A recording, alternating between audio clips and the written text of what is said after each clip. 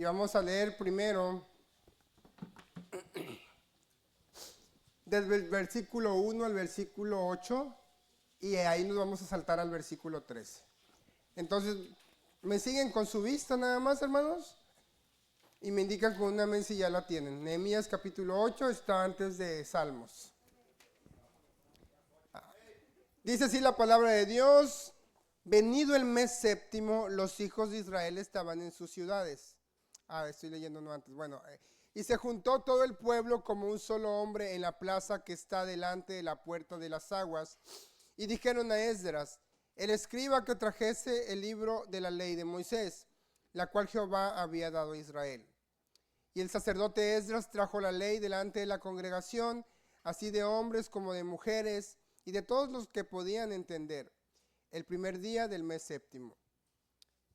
Y leyó el libro delante de la plaza que está delante de la puerta de las aguas, desde el alba hasta el mediodía, en presencia de hombres y mujeres, y todos los que podían entender.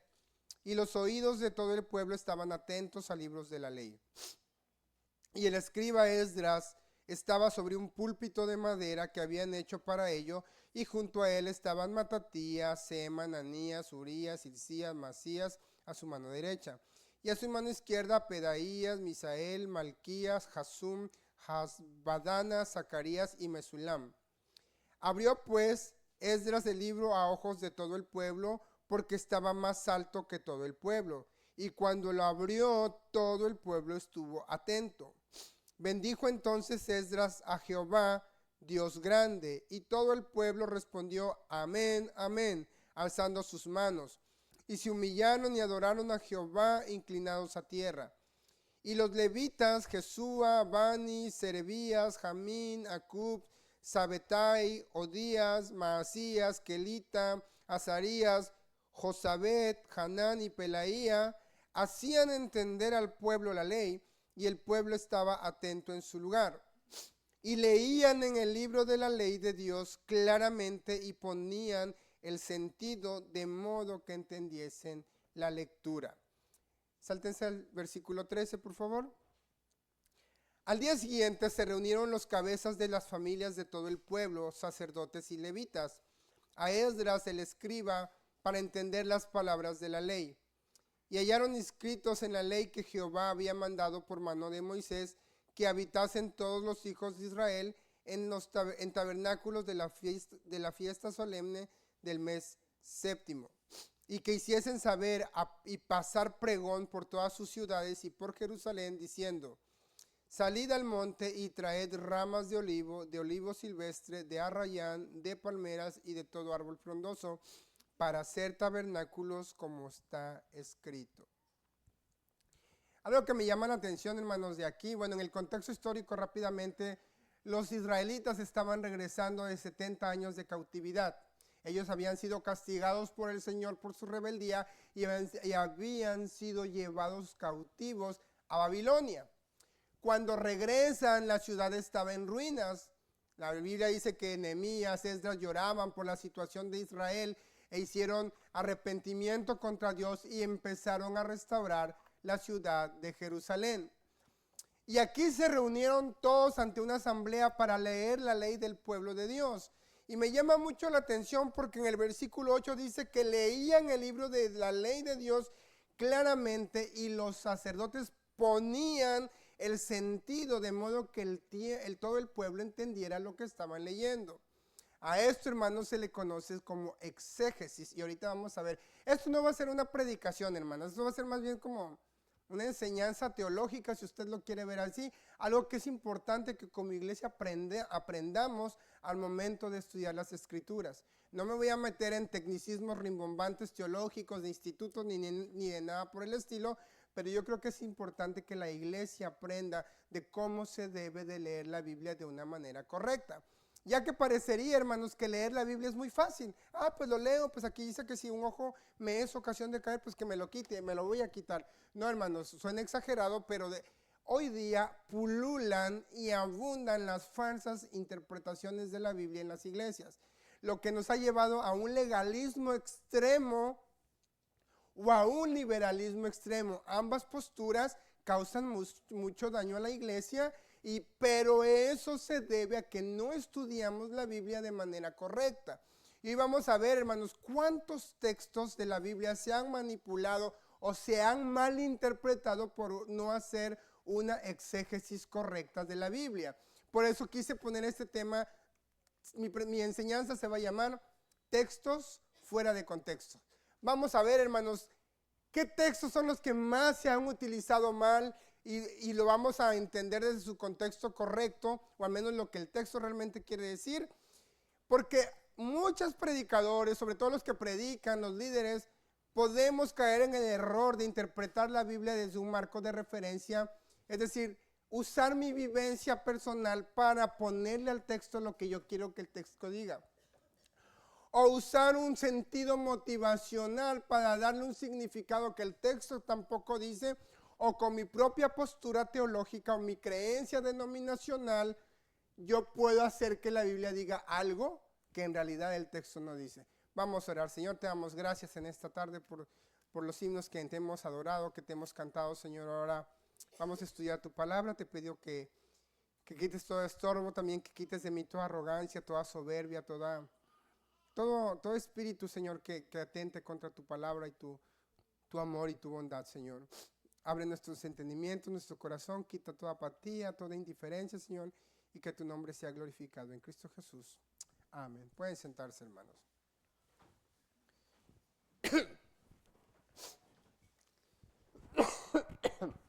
Perdón, hermanos. Cuando el libro de Esdras y de Nehemías, hermanos, son de mis libros favoritos en cuanto a históricos. Me encanta cómo Dios muestra su amor hacia Israel a pesar de su rebeldía, y cómo Dios usa tanto a Esdras como a Nehemías para la reconstrucción del pueblo de Israel.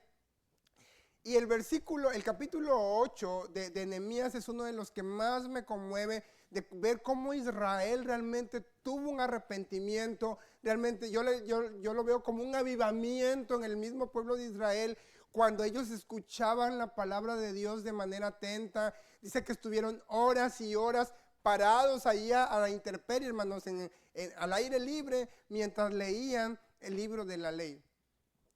Pero algo muy interesante, hermanos, es que el contexto de este capítulo me da a entender que no era nada más de que Esdras y Nehemías se pararon y empezaron, no matarás, no robarás, no, sino que ellos leían la ley y aparte le explicaban al pueblo lo que la ley o lo que el texto quería decir. Dice en la Reina Valera, dice que leían en el libro de la ley de Dios claramente. No está hablando aquí de una lectura de buena dicción, sino de una manera de que ellos le explicaban al pueblo de manera clara lo que la Biblia o lo que la ley quería decir. Dice el versículo 8, y ponían el sentido de modo que entendiese la lectura. Esto, hermanos, en teología, lo que este capítulo, versículo está diciendo de ponerle el sentido a la lectura, se le conoce como exégesis. ¿Qué es la exégesis, hermanos? La exégesis es el arte de explicar o de interpretar a través de un método el verdadero significado del texto. La palabra exégesis significa extraer el significado verdadero del texto. No lo que yo creo que piense, no lo que mi vivencia personal pienso que dice, no lo que mi denominación siento que dice, sino lo que el texto realmente quiere decir. De eso se trata la exégesis. En pocas palabras, hermanos, la exégesis no es más que extraer el verdadero significado de lo que el texto dice, y la exégesis, hermanos, no permite que el lector ponga su propia interpretación privada o subjetiva. No se trata, hermanos, de descubrir lo que pensamos de un texto, sino lo que el texto realmente nos quiere decir. Esto es lo que significa la exégesis. Y muchos podrán decir, bueno, pero yo no sé cómo hacer eso, yo nada más leo mi Biblia y hago mi devocional, y eso está muy bien. Pero el no aplicar ciertas herramientas, hermanos, al momento de estudiar la Biblia, nos puede llevar a tener una convicción aparentemente bíblica, pero que no lo es. les explicaba en mi predicación pasada. Yo tenía la convicción de que la salvación se perdía porque yo estaba basado en lo que dice Hebreos. Me parece que ahorita no recuerdo el capítulo, pero dice que el Hebreos 6. Pero ahí había una mala aplicación del exégesis o una eisegesis. Ahorita le voy a explicar poquito. Entonces, la exégesis, para que nos quede claro, la exégesis te permite extraer la verdad de lo que el texto realmente quiere decir, no lo que tú piensas. La eisegesis es lo contrario a la exégesis. La eisegesis, sí es una interpretación mía. Si es lo que la eisegesis es lo que yo le pongo al texto, lo que yo quiero que yo diga. Pues el texto dice que esto, pues yo creo que me está motivando a que cuando yo vaya a hacer gimnasia o pesas, use ese texto para motivarme. Pero eso no quiere decir el texto. Yo le estoy agregando un significado al texto de la Biblia, algo que la Biblia no enseña. La eisegesis, hermanos, se caracteriza, porque introduce las ideas del intérprete de la Biblia. Lee un texto lee una interpretación que no es correcta y se influencia por la cultura, por mis emociones, por mis ideales o incluso por mis propias circunstancias. La eisegesis es contraponiente o se contrapone a la exégesis. No es una interpretación objetiva, tampoco es una interpretación correcta. Y esto, hermanos, de la eisegesis o la mala interpretación de la Biblia es lo que abunda muchísimo en las iglesias actualmente. Hay como una guerra en contra del estudio correcto de la Biblia y cuando tú quieres, por ejemplo, entrar a un seminario o prepararte más, luego te frenan y precisamente ahorita vamos a ver, ese tipo de personas o ese tipo de iglesias utilizan un texto bíblico sacado fuera de contexto para decirte que es pecado estudiar o que es pecado prepararte en un seminario, en un instituto, hermanos. Ahorita vamos a ir viendo. Este tipo de cosas, hermanos, nos muestran que hay un desprecio sobre el estudiar la Biblia correctamente. Pero, hermanos, la palabra de Dios nos enseña que nosotros debemos de conocer a Dios de la manera correcta. Revelado en su palabra, pero de la manera correcta. Porque tenemos muchas sectas, incluso el sectarismo se puede dar dentro de una iglesia cristiana, bautista, pentecostal, o lo que usted quiera, como a través del legalismo o a través del liberalismo, como usted lo quiere entender. Por ejemplo, hay iglesias de la prosperidad que supuestamente tienen coberturas de apóstoles y un montón de cosas. Eso es una secta. Cuando una persona abandona esa congregación, no, ya no vas a tener la cobertura del apóstol, te va a ir mal y te empiezan a maldecir y a hacer un montón de cosas. Es una secta precisamente porque hay una mala aplicación de la Biblia, o una eisegesis, una mala interpretación. Están forzando, están obligando a la Biblia a que les diga lo que ellos quieren que diga, no lo que el texto realmente enseña. Las personas, hermanos, que se oponen al estudio correcto de la Biblia utilizan mucho un texto de la Biblia. Segunda de Corintios 3:6. Este es nuestro primer texto, hermanos, que vamos a analizar, que está sacado fuera de contexto. Es muy común, hermanos, que las personas que no les gusta lo que es la preparación académica o lo que es el estudio correcto de la Biblia, utilizando ciertas herramientas como la hermenéutica, la teología y muchas otras, cuando alguien dice eso, lo primero que te dicen, no es correcto, la letra mata. La letra mata, pero el espíritu vivifica. O citan otro texto de la Biblia, 1 Corintios 8, el conocimiento envanece. Entonces, agarran un texto bíblico, hermanos, para extraer lo que ellos creen que el texto dice y aplicarlo. No, la letra mata. No. ¿Para qué te metes? Mira, déjaselo al Espíritu Santo, Él te va a revelar lo que Él quiere que sepas. No, eso de andar en seminarios es perder el tiempo. La letra mata, te vas a envanecer. Si bien, hermanos, es cierto que hoy en día tenemos mucho intelectualismo también en las iglesias, mucha soberbia y mucha arrogancia, porque lejos de usar el conocimiento para edificar a la iglesia, lo usan para envanecerse y decir, yo soy teólogo con maestría en divinidades del seminario fulano y mírenme, y sí pasa también, hermanos. Pero eso no significa que por ese tipo de cosas nosotros no tengamos que prepararnos correctamente para un correcto estudio de la Biblia. No sé si me estoy explicando, hermanos. Entonces, ellos dicen, la letra mata. Entonces, cuando uno, hermanos, empieza a leer el contexto de lo que ese texto dice, te das cuenta que no tiene nada que ver con la interpretación que le están dando. Ahí el apóstol Pablo no está diciendo que es malo prepararse. De hecho, el apóstol Pablo, hermanos, era una persona muy preparada académicamente. Hablaba muchas lenguas, o sea, muchos idiomas. Él lo dijo, gracias a Dios yo hablo más lengua que todos ustedes. Probablemente hablaba hebreo, arameo, griego, latín y no sé qué otros idiomas hablaba. Entonces al apóstol Pablo hasta da su currículum, ¿no? En Gálatas me parece, cuando dice yo, fariseo de fariseos, educado con Gamaliel. No, hombre, él tenía un currículum vitae mejor que el de muchos de nosotros. Sin embargo, hermanos, cuando está hablando aquí de la letra mata, no está diciendo que es pecado estudiar, que es pecado meterse a una carrera profesional, porque este tipo de personas incluso se oponen a la educación profesional secular. Se oponen a que los jóvenes estudien una carrera profesional, se oponen a que sus hijos vayan a la escuela. Si los pobres hijos crecen, hermanos, perdón por la expresión, pero burritos, no saben leer, no saben escribir.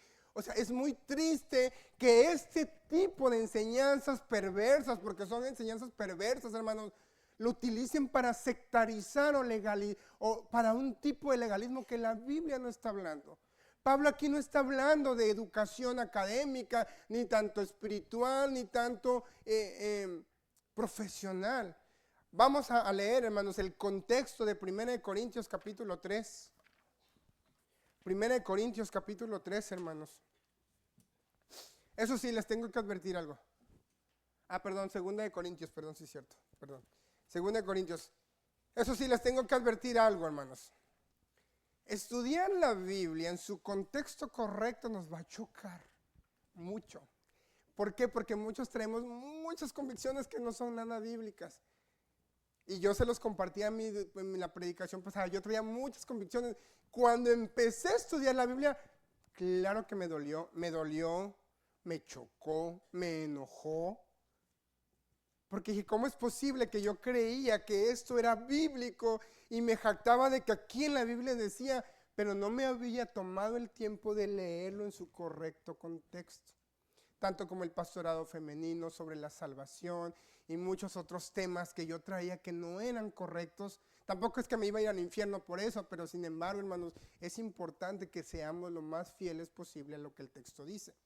Y claro que nos va a chocar. La Biblia, hermanos, bien dice la Escritura, y espero no estar espiritualizando, pero dice que la Biblia es como una espada, hermanos, que penetra y te va a quebrantar, te va a confrontar, te va a derrumbar incluso tu mundo. Va a decir, ¿cómo es posible que esto no es lo que yo creía que decía? Entonces, para que no nos sorprendamos, hermanos, pero eso nos va a ayudar mucho a ir depurando nuestra fe, ya que tengamos una fe bíblica, no una fe denominacional, no una fe personal, sino una fe basada en lo que la Biblia realmente enseña. Dicho esto, hermanos, el contexto en que Pablo está escribiendo de que la letra mata, hermanos, está hablando precisamente del ministerio de un nuevo pacto.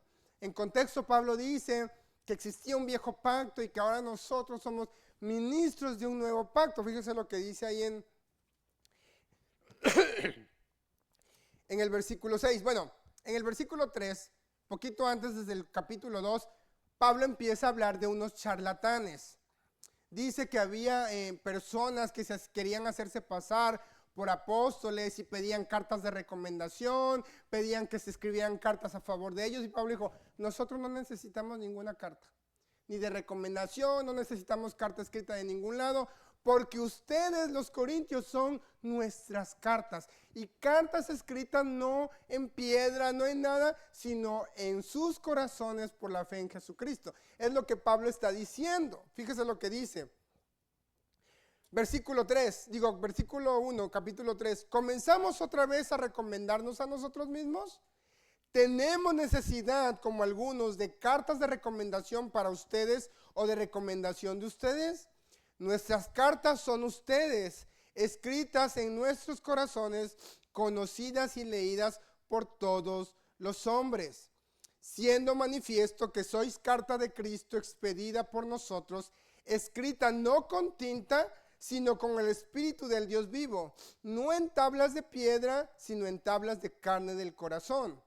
Y tal confianza tenemos mediante Cristo para con Dios, no que seamos competentes por nosotros mismos para pensar algo como de nosotros mismos, sino que nuestra competencia proviene de Dios, el cual asimismo nos hizo ministros competentes de un nuevo pacto, no de la letra, sino del Espíritu, porque la letra mata, mas el Espíritu vivifica.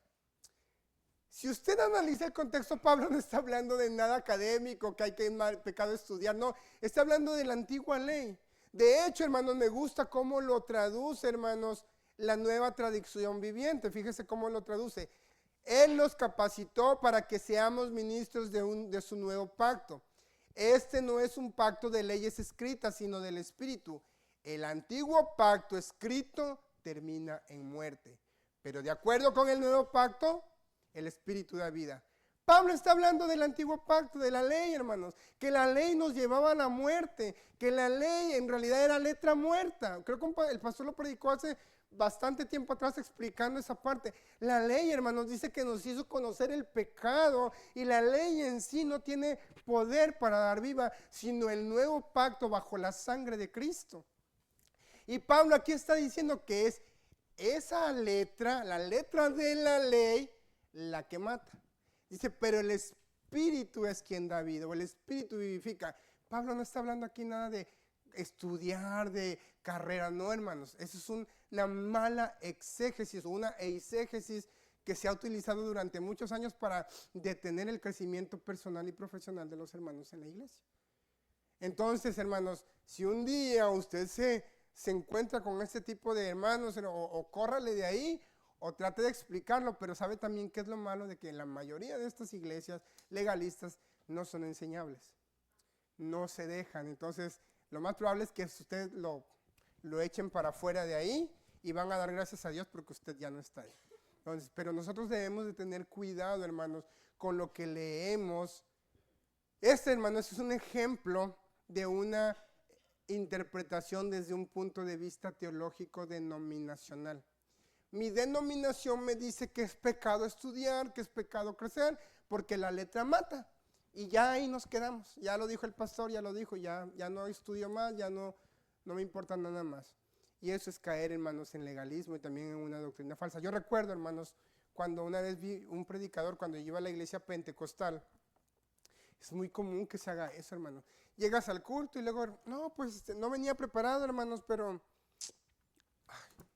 Señor, guíame en dónde debo de leer tu palabra. Aquí, cayó aquí, abrí la Biblia y cayó ahí. El Espíritu me está revelando que les debo de hablar de lo que el texto dijo. ¿Qué es eso, hermanos? Eso no es correcto. Dios no trabaja así. Dios no actúa así. Lo hacía en el tiempo antiguo, sí, Dios hablaba directamente con sus siervos, con sus profetas. Pero la Biblia dice en Hebreos 1 que Dios en otro tiempo habló por los profetas, pero ahora nos ha hablado por medio del Hijo. Y el Hijo dice, ahí están las Escrituras, ellas son las que dan testimonio de mí.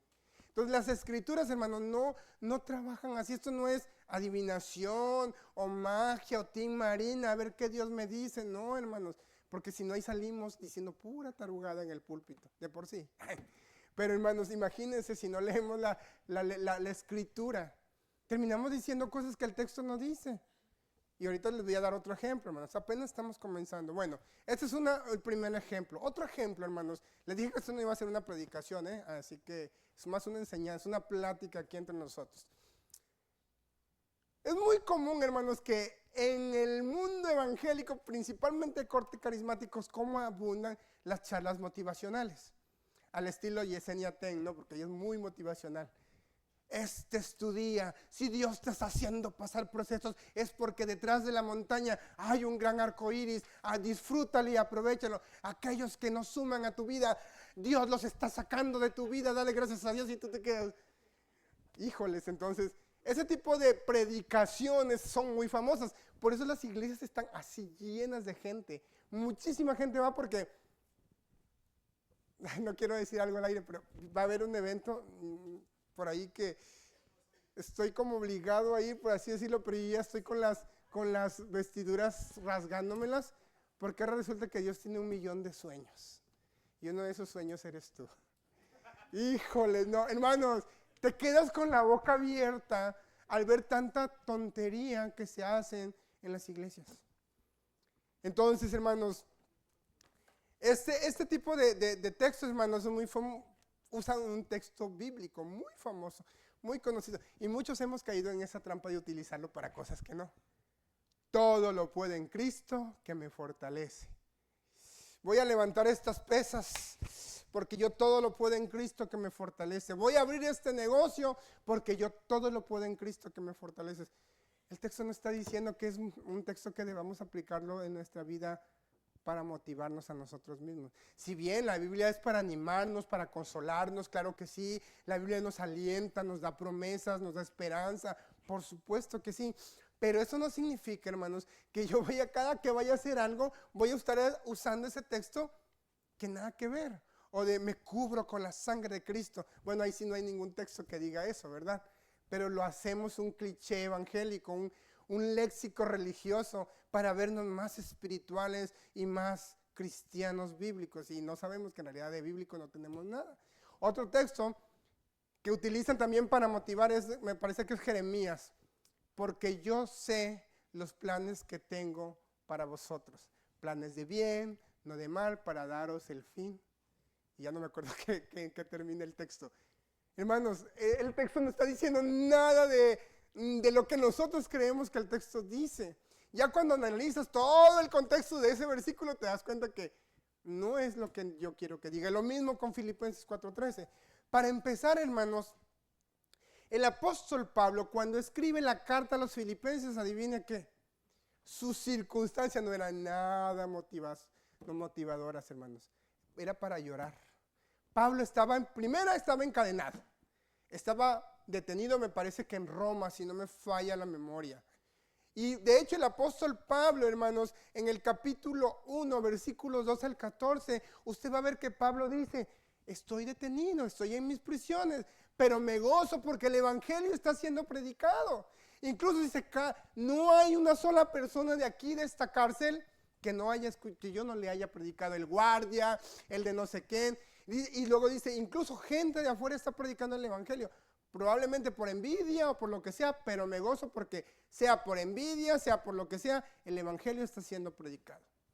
Y fíjese lo que dice el versículo 12, un versículo antes del 13. Pablo, hermanos, en el capítulo 4 de Filipenses empieza a agradecer la generosidad de la iglesia de Filipos. Dijo, doy gracias a Dios porque ustedes me apoyaron, me enviaron ofrendas, yo sé que ustedes no habían podido, pero ya me llegaron. No quiero que me den más ofrendas, al contrario, quiero que Dios les recompense por su generosidad. Y luego el versículo 12 dice, sé vivir, en la Nueva Traducción Viviente lo voy a leer, dice, sé vivir con casi nada o con todo lo necesario. He aprendido el secreto de vivir en cualquier situación, sea con el estómago lleno o vacío, con mucho o poco, pues todo lo puedo hacer por medio de Cristo quien me da las fuerzas. La Nueva Traducción Viviente lo traduce más literal de lo que viene en el griego. Dice el apóstol Pablo, sé vivir con pobreza, en riqueza. He aprendido a vivir porque todo lo puedo en Cristo que me fortalece. O sea, lo que Pablo está diciendo realmente es que él ha podido vivir ahí no por sus propias fuerzas, no porque él sea Juan Camaney o porque él toda la pueda, sino que el poder de Cristo le ha fortalecido para pasar todas esas circunstancias que él ha vivido. Pablo vivió circunstancias espantosas, hermanos. Casi se ahoga cuando iba a esta isla, la isla Malta, la isla Pasmos, ya iba a decir una herejía, ya vieron, hermano. A isla de Malta, lo pica una serpiente en el dedo, hermanos. Luego ¿cómo se dice? Lo latigaron bien feo sin darle juicio. Bueno, ¿qué no pasó Pablo? Y Pablo dijo, yo he aprendido a vivir en todas esas circunstancias, porque todo lo puedo en Cristo que me fortalece. Y no está diciendo que nosotros tengamos que repetir esos textos bíblicos cuando vamos a hacer alguna situación de una vida, en nuestra vida, pues, normal. Claro, yo puedo decir, he pasado situaciones tristes, como la pérdida de un ser querido, y he podido avanzar porque todo lo puedo en Cristo que me fortalece, porque Él me ha dado la fuerza. Pero imagínense que yo vaya al gimnasio, ¿no? Y los típicos de hoy, sin raspar muebles, los que hoy en día más se van a tomar fotos al gimnasio que a hacer ejercicio, ahí están. Nuevo proyecto, nueva vida, todo lo puedo en Cristo que me fortalece, y atrás todas las pesas, ¿no? O sea, no, hermanos, eso no es aplicar la Biblia en su correcto contexto, es usarla para nada, hermanos. Bueno, este es un ejemplo motivacional, de interpretar la Biblia desde un punto de vista motivacional. Ahora, hermanos, ay, no, es que me da risa y a la vez coraje, ya no sé ni cómo reaccionar. Hace mucho yo escuché un predicador, hermanos, que predicaba el capítulo 17 de Samuel, de primera de Samuel, David contra Goliat. No me quiero ni acordar, hermano, porque casi como ¿cómo se llama? Caifás, blasfemia. Este predicador, hermanos, hablaba sobre cómo David venció a Goliat y cómo se enfrentó a ese gigante y que derrotó al gigante. Y entonces lo que Dios nos está queriendo decir por medio de esa palabra es que tú puedes enfrentar tus gigantes. Dios te ha llenado para que confrontes al gigante de la incredulidad, al gigante de la enfermedad, al gigante de la pobreza, al gigante. Y el chiste es que no sé en qué momento mojaron a Goliat como los gremlins y se multiplicó en diferentes tipos de gigantes. Y luego el predicador dijo de que pues, perdón, nosotros, al igual que David, podemos enfrentar a esos gigantes con las piedritas de David. Yo había leído en la Biblia que fue una piedra la que mató a Goliat, pero de repente, mágicamente, multiplicaron las piedras. Ya no panes y peces, multiplicaron piedras. Tú puedes derrotar al gigante de la incredulidad con la piedra de la fe. Tú puedes tirar al gigante de la pobreza con la piedra de no sé qué. Y empezaron a salir piedra tras piedra. Y yo así de... Y por más que buscaba en la Biblia, dije, ¿qué Biblia está usando este predicador? Este tipo de cosas, hermanos, se llama espiritualizar también. Está espiritualizando, está haciendo una exégesis de lo que el texto jamás dice. Para empezar, este libro es un libro narrativo histórico, si no me falla la memoria. Primera de Samuel, no es un libro, hermanos, que nos diga que tengamos que hacer X o Y, no es un libro de imperativo, no es un libro de instrucciones, es un libro histórico que nos relata un hecho que aconteció. David mató a Goliat con una sola piedra, no fueron varias piedras, fue un solo gigante, no eran gigantes espirituales, eran reales. David y Goliat, dos personas. Desafortunadamente, y toda la gente bien emocionada, amén, amén, y bien motivada, y no salieron bien gozosos los hermanos ese día. Dios me habló, no, ahorita voy a llegar a mi casa y voy a tirar al gigante, y no, iba bien emocionada las personas, y yo iba bien agüitado.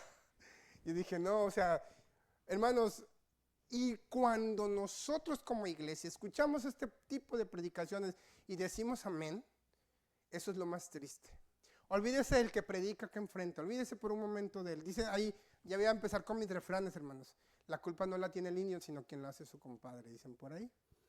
A veces la culpa no es de quien predica, sino de la iglesia que no escudriña las escrituras, que no lee las escrituras. Y cualquier hijo de vecina se para y nos empiezan a dorar la píldora y a darnos por donde más nos gusta, hermano. Claro que vamos a estar amén y vamos a estar gozosos y vamos a creer que Dios nos habló. Por una mala interpretación de la Biblia, hermano. Ay, ya se me fue el tiempo bien rápido, hermanos. Entonces, es muy importante, y ahorita más adelante al finalizar la predicación, les voy a dar unos pequeños tips de cómo usted puede hacer exégesis en su Biblia. Y no se imaginen nada de teología ahorita del instituto. No. Son cosas muy simples y muy sencillas que si usted hace su devocional, quiero creer que sí, puede aplicarlo al momento de hacer su devocional con su libretita y verá que eso le va a ayudar mucho, hermanos. No tiene que ser un experto en teología, no tiene que estar así devorándose libros de predicadores o teólogos, no, con su pura Biblia, ahí usted va a ir pudiendo indagar más y le va a ayudar a tener un correcto comprendimiento de las escrituras. Otro ejemplo, hermanos, de un texto sacado fuera de contexto es Mateo 7:1, que dice lo siguiente. Y nomás voy a leer lo que ellos usan, no voy a leer todo el texto completo. No juzguen para que no sean juzgados. Eso de no juzguen hoy en día es un cliché de moda, tanto dentro de la iglesia como fuera de ella. Solo Dios me puede juzgar, dicen por ahí, ¿no? ¿Tú quién eres para juzgarme? Dios dice que tú no debes de juzgar. Y empiezan a utilizar cierto texto bíblico, pues porque a la gente nos molesta que nos digan a veces nuestras verdades y como nos queremos defender, pues usamos un texto bíblico que dice que tú no tienes el derecho de juzgarme. incluso a muchos cristianos, y lo hemos escuchado cuando van, ay hermano, es que mire, no creas que te estoy diciendo para juzgar, no pienses que te estoy juzgando. Bueno hermano, si cometió un pecado, tienes el derecho de juzgarlo. O sea, sí podemos juzgar, pero la gente, hermanos, utiliza un texto fuera de contexto para usarlo a su conveniencia. Hermanos, ¿a qué se refiere? Por tiempo no vamos a leer ahorita todo el contexto, pero les voy a dar una explicación. Cuando Jesús está diciendo que no debemos juzgar para ser juzgados, le estaba hablando sobre todo a los fariseos. Los fariseos tenían esa manía o esa maña, como dice mi abuela, de que juzgaban a otros y ellos tenían un colonón que les pisaran. Dice, no sean como los hipócritas, primero sáquense la viga de sus ojos para después sacarle la viga de los demás. ¿Qué está diciendo Jesús? Que nosotros no podemos juzgar hipócritamente. Si yo le digo a la hermana Margarita que es pecado, que ella no se debe de emborrachar, pero yo a escondidas o en público me empino mis 4 o 5 botellas de caguama y me ven tirado en el piso, ¿con qué autoridad yo le digo a la hermana que vengo y la juzgo? A eso se refería Jesús. Los fariseos, los sacerdotes de aquel entonces eran eso, juzgaban lo que ellos mismos hacían y eran peores que los que lo hacían pues con normalidad. Jesús está diciendo que nosotros no debemos de juzgar hipócritamente. De hecho, si usted va a Juan capítulo 7, versículo 24, y hace mucho tiempo atrás prediqué este tema, la Biblia dice que Dios nos permite juzgar con justo juicio. Dice que no juzguemos según las apariencias, sino que juzguemos con juicio justo. Es decir, yo no puedo juzgar porque la hermana venga de Torreón, ella no tiene la culpa. Entonces, yo, y sobre todo si yo también a escondida me como mi lonchezote de huevo, hermano, pues con qué cara, ¿verdad? Entonces, en la Biblia dice, no juzgues. Y de hecho, el apóstol Pablo, hermanos, en Romanos también, Romanos capítulo 2, versículos del 1 al 3, también confronta este tipo de condena o de juzgar hipócritamente. Hasta dice, ¿tú qué dices que hurtas? Que no se debe de hurtar, ¿hurtas? ¿Tú qué dices que no se debe comer lo sacrificado a los ídolos? ¿Cometes sacrilegio? O sea, ¿cómo te atreves tú a juzgar a alguien si tú haces lo mismo o haces cosas peores que las personas? Eso es lo que está diciendo el Señor Jesús. No está diciendo que no podemos juzgar. Sí podemos juzgar con justo juicio. Si yo veo que un hermano está enseñando una herejía, yo con toda la autoridad que la Biblia me da le puedo juzgar lo que él está enseñando. No a él. O también dependiendo, hermanos. Como decía ahorita el pastor, lo que dice el apóstol Pablo. No se junten con nadie que llamándose hermano sea fornicario, adulto, y a ellos sí los podemos juzgar. Y de hecho Jesús, no voy a ir por tiempo, pero da una serie de instrucciones de cómo se deben de tratar a las personas en la iglesia cuando cometen un pecado. Dice, si ve con él, si lo convences, te ganaste un hermano, si no te hace caso, trae un testigo, intenten convencerlo, si no, llévalo a la iglesia, si no escucha a la iglesia, pues tenlo por gentil y publicano. Eso es juzgar con justo juicio. Pero no está hablando de que no, nadie me puede decir nada porque ustedes no son nadie para juzgarme. Lo utilizamos de una manera errónea, fuera de contexto, nada más a nuestra conveniencia. Y ya por último, hermanos, voy a tocar un tema. Me van a regañar, pero no importa, hermanos. Me dijeron que, bueno, no me dijeron nada, pero siento que me van a regañar. Deuteronomio 22:5.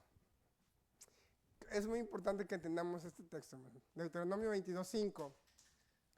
Dice la Biblia, no vestirá la mujer traje de hombre, ni el hombre vestirá ropa de mujer. Es muy común, hermanos, que ese texto digan, se refiere al pantalón. Y antes de entrar, hermanos, en detalle, quiero que ustedes vean las siguientes fotografías de más o menos de la época en cuando este texto se escribió. ¿Y por qué insisto tanto en esto? Porque sí he visto, hermanos, que muchas hermanas son bien maltratadas injustamente por un texto sacado fuera de contexto, donde las insultan de rameras, las insultan de espíritu de Jezabel, nomás porque no cumplen con cierto estándar del pastor, de la denominación o de la iglesia. Y ojo, hermanos, yo no estoy promoviendo aquí el vestir indecorosamente, yo estoy a favor de que la mujer y el hombre también debe vestir de manera honroso, decoroso, que pregone la piedad.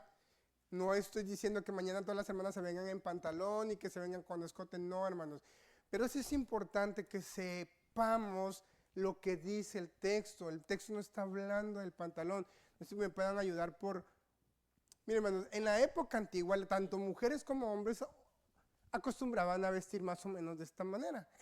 Quiero que usted note cómo es el vestido de la mujer de más o menos en la época en que vivió Moisés. Siguiente fotografía, por favor. Este es una vestimenta sacerdotal. Vea las faldotas. De hecho, las traía más largas que muchas de las hermanas que hoy en día traen. Eran más largas las faldas del sacerdote de aquel entonces, hermanos. Entonces, siguiente foto, por favor. Este representa la túnica de Moisés.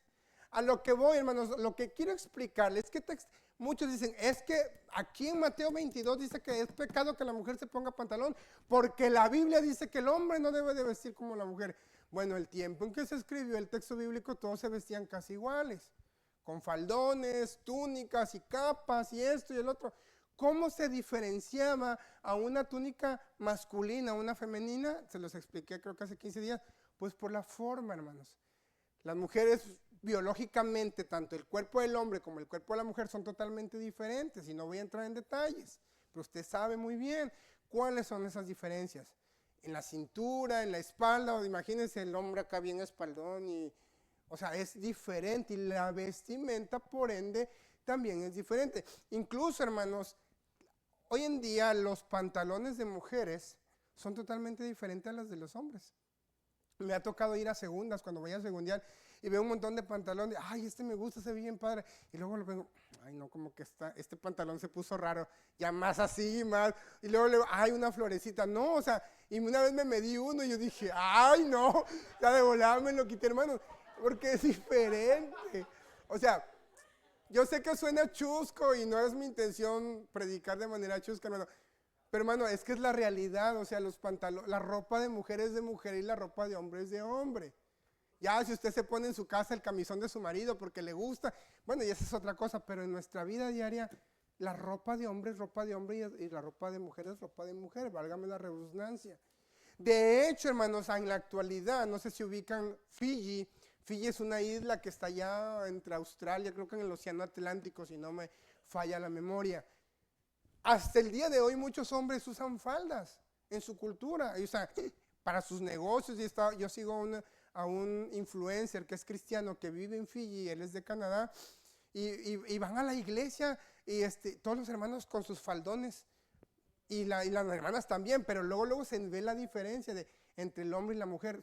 Los escoceses en la India, en África, hay hermanos que usan sus túnicas largas todavía. Entonces, hermanos, a lo que voy es que texto no se refiere al pantalón en el sentido que cuando se escribió ese texto el pantalón no existía, hermanos. Entonces, decir que este texto habla exclusivamente del pantalón es caer en una eisegesis y hasta en herejía, porque le están poniendo al texto algo que el texto no dice, y también la Biblia dice, hay de aquel que le ponga o le quite a lo que la Biblia dice. Ahí le estamos poniendo algo que el texto no dice. Ahora bien, hermanos, para ir terminando, ¿cómo puedo entonces estudiar la Biblia de una manera correcta? ¿Cómo puedo hacer exégesis? Cuando usted habla su Biblia, hermanos, es importante que usted se pregunte cuál es el género literario del libro. Recuerde que en la Biblia existen algunos géneros literarios, poético, histórico. Los evangelios también son históricos, hermano, nada más que malamente los han puesto como evangelios y luego el libro histórico de Hechos. No, también los evangelios son históricos. Son históricos. ¿Es profético? ¿Qué tipo de libro es? Cuando usted entienda cuál es el género literario, le va a poder ayudar un poquito más en comprender el texto bíblico. ¿Cómo puedo saber su género literario? Por ejemplo, los poéticos creo que son muy evidentes, ¿no? Hablan como en prosa, en rima y traen palabras como los Salmos, por ejemplo. Es un libro poético. Me parece que Proverbios, no estoy seguro, Eclesiastés, el Cantar de los Cantares ni se diga, hermanos. Entonces, esos libros, los proféticos, pues ya sabemos cuáles son. Los históricos, pues casi todo el Antiguo Testamento, bueno, de Job para atrás, me parece casi todos son históricos. Y así sucesivamente. Entonces, las cartas paulinas, las epístolas, y ya conforme usted vaya entendiendo el género literario de la Biblia, pues ya le va a ayudar a comprender un poquito más.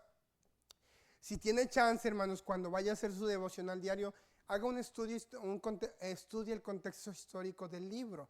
Muchas Biblias, hermanos, consígase una si no puede. Al inicio del libro, por ejemplo, Evangelio según San Mateo, muchas Biblias traen una pequeña reseña histórica del libro.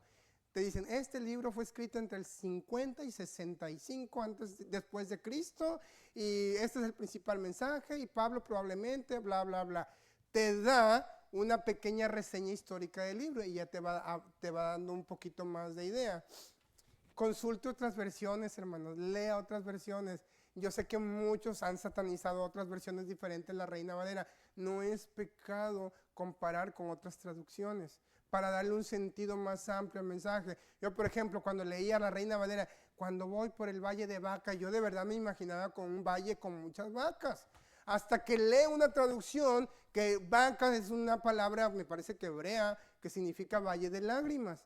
No tenía que ver con lo que yo tenía en mi cabeza. Otro ejemplo, ¿recuerdan cuando el etíope y Felipe platicaban? Dice que después el Espíritu del Señor arrebató a Felipe. El etíope se fue contento mientras Felipe se encontraba en Azoto. ¿Qué creen? Pues yo creía que era literal, que lo estaban azotando bien y bonito por causa del Evangelio, que lo estaban persiguiendo. No, la palabra Azoto es una ciudad, que lo llevaron a esa ciudad, no que lo estaban azotando. Entonces, cuando usted consulta otras traducciones un poco más claras, le ayudará a su comprensión. No es pecado, hermanos, consultar otras traducciones. Y haga preguntas, hermanos. ¿Qué dice este texto? ¿Por qué lo dice? ¿Para qué me lo dice? ¿Cuándo lo está diciendo? ¿Cómo aplica a mi vida? Y es importante que siempre, si puede leer todo el capítulo completo, léalo. Y si no le entiende, lea el capítulo anterior. Y el capítulo anterior, si es necesario, hasta el libro, hermanos. Porque recuerde que cuando la Biblia se escribió no venían capítulos y versículos, y eso creo que nos lo explicó el pastor, no sé si en una clase o en una predicación. A veces termina un capítulo, pero en el siguiente capítulo continúa. Un ejemplo es Romanos, desde el capítulo 8 hasta el capítulo 11, casi todos esos capítulos son del mismo tema, de la elección de Israel. Entonces no se puede quedar nomás, voy a leer Romanos 9:1 a ver qué me diga. No, tiene que leer los 3 capítulos para comprender lo que Pablo realmente quiso decir en todo ese discurso. Entonces, de esa manera, hermanos, usted va a poder aprender mejor de la palabra de Dios y va a poder estar más alerta cuando alguien esté diciendo algo que no dice. No voy a decir nombres porque me quemo. Una vez tuvimos una conferencia misionera. No tiene mucho, hermanos, está fresco, tendrá unos 2, 3 años, creo que 2 años. Y el predicador que estaba aquí, y no lo voy a olvidar nunca porque mi mamá salió bien convencida de que lo que el hermano dijo aquí, eso era. Y miren cómo me costó, hermanos, convencerla de que no era cierto. No voy a decir nombres, pero este predicador que vino a esta conferencia misionera me parece que dijo que Lot se había ido a predicar a Sodoma y a Gomorra. Algo así. Y dije, yo no sé dónde sacó eso, pero, sí es cierto. Y mi mamá iba bien contenta. Y yo, no, mamá, es que eso no es cierto, no dice eso. O sea, y hermanos, parece que no, pero nos puede convencer, por muy absurdo que parezca el argumento. Si usted no tiene un conocimiento bíblico correcto, nos pueden arrastrar a cualquier viento de doctrina que puede tener apariencia de bíblico, pero probablemente no lo es. No, a lo mejor no se nos puede, a veces se nos van las cabras al monte cuando estamos predicando. El otro día me decía mi cuñada, te equivocaste en un capítulo. Pues sí, no lo dudo. Y después vi el video, sí me equivoqué. Dije que era un libro y era en otro libro. Esos errores, bueno, les pasan a cualquiera, pero no es lo mismo un error de ese tipo. Allá enseñan algo totalmente distinto a lo que es la Biblia. Entonces, hermanos, yo les quería compartir eso porque precisamente, hermanos, la Biblia, hermanos, es un tesoro de valor incalculable, pero tristemente la Biblia ha sido muy manipulado por intereses personales de muchas religiones, hermanos. La Biblia, hermanos, tiene que ser nuestra base, pero no en nuestros propios pensamientos, sino lo que realmente dice. Sobre todo para los que planean ser líderes, tanto ancianos, predicadores, pastores, maestros. El hecho de que no prediques aquí, pero si das clases, tienes que aplicar también eso. No puedes andar enseñando cualquier cosa. El apóstol Pablo en 2 Timoteo 2:15 dice que debemos nosotros de usar bien la palabra de verdad, o de usarla correctamente. Y aunque usted no predique, hermano, un día le van a preguntar de su fe, un día le van a preguntar qué es lo que usted cree, y usted tiene que estar listo, como dice 1 Pedro 3:15, que debe estar preparado para presentar defensa con mansedumbre a todo aquel que demande señal de la esperanza que hay en usted. Y si usted no sabe cómo responder, prepararse no está mal, hermano. De hecho, Oseas 4:6 dice que mi pueblo fue destruido porque le faltó conocimiento. Y los sacerdotes despreciaron la ley del Señor. Y dice el Señor, así como tú despreciaste mi ley, yo también te desecharé. Es importante, hermanos, más en este tiempo, prepararnos para nosotros tener un conocimiento bíblico correcto y ya dejarnos de cosas que sin sentidos. Por muy fuerte que sea tu convicción, siempre tiene que estar bajo la lupa de las Sagradas Escrituras. Puestos de pie, hermano, vamos a orar. Vamos a orar y vamos a pedir al Señor. Y si usted, hermano, no lee su Biblia, si usted no la ha estudiado en su casa, si es de los que llegando del culto la avienta y no la vuelve a agarrar hasta el otro domingo, hermanos, creo que también es tiempo de ponernos a cuentas con Dios, de pedirle al Señor que nos perdone porque no le dedicamos tiempo de calidad al estudio de la palabra de Dios. Nos conformamos con venir al templo, escuchar sermones y pensamos que con eso le armamos toda la semana. No, hermanos. Todos los días debemos de estudiar nuestra Biblia. Vamos a orar, pastor.